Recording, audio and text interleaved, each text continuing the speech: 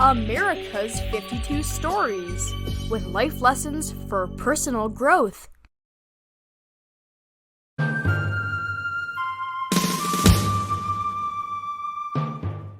Winfield Scott Hancock. Charismatic at age 39, his nickname was Hancock the Superb. He was as superb at directing Army divisions as he was at keeping his linen clean. Never one to mince words, he maintained his unbuckled style of profanity in optimal form. Highly regarded by his men, Hancock was able to bring order out of chaos to the point of arresting officers who failed in their responsibilities. One of his generals observed that his mere presence was a reinforcement, and everybody on the field felt stronger for his being there. He could have been named Win on the Field for his front and center and take charge approach. To prevail, he knew there was a price to pay. His Second Corps of the Army of the Potomac sustained more casualties than any other fighting unit in the Federal Army, but it also won more battles than any other because he knew there had to be quick group responses to the rapid changes in combat tactics. When asked why he ordered a charge against an opponent when the odds were so overwhelmingly against him on the second day, his own words describe his conviction under great stress. It caused me pain to give the order for them to advance, but I would have done it if I had known every man would be killed. It was a sacrifice that must be made. His commitment was unwavering. Hancock wasted no time. With his dashing to the rescue behavior, he raced to the front on horseback, conducted a constant ride-by poll of his commanders, and encouraged them to hold their ground. Warned that he should not endanger his life, his response suggested he was positioning himself for posterity. There's a time when a Corps commander's life does not count. Victory appeared as history's reward for his commitment. However, it came at the cost of not using the artillery more effectively.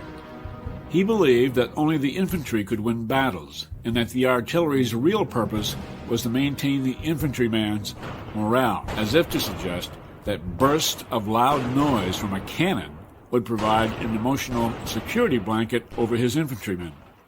For Hancock, military ideology was in. Integration of military assets was out.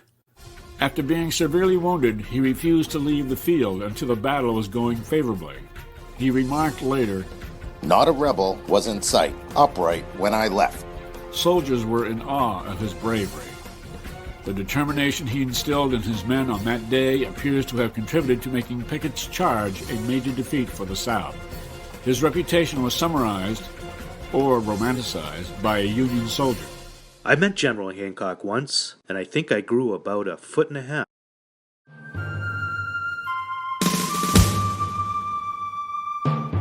Be totally involved. Set everything in motion to achieve a goal. Like Hancock, get involved totally in what you want to accomplish. Talk to anyone who can help you generate the results you desire.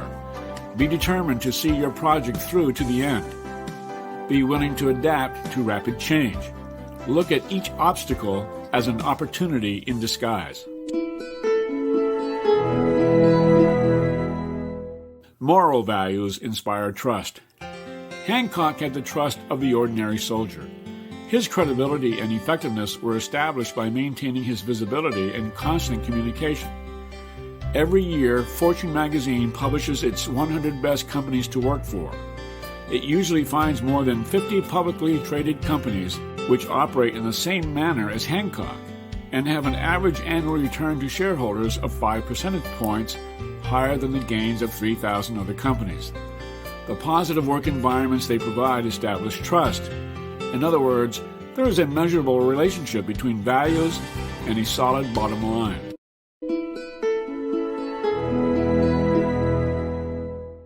Take advantage of other resources. One of Hancock's few mistakes was not taking full advantage of an additional resource, the artillery. It was an isolated but classic case of wearing blinders, thinking inside the box, a kind of reverse leadership that did not allow relevant factors to influence his decision-making. He could have gone outside his expertise as an infantry officer for a joint venture with the artillery to create a more destructive result for the Union Army. Instead, he treated the artillery as a morale booster rather than as an additional tool to achieve greater outcomes.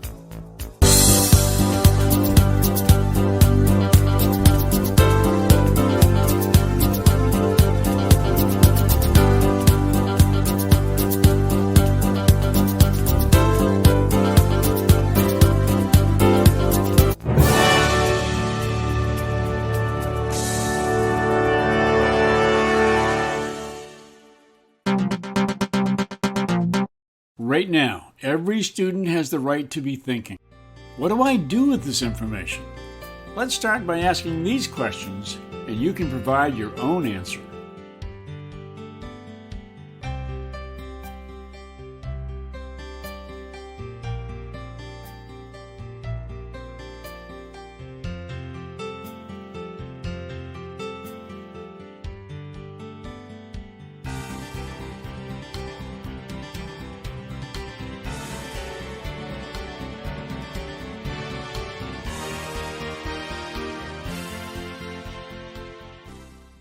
Thanks for watching this video.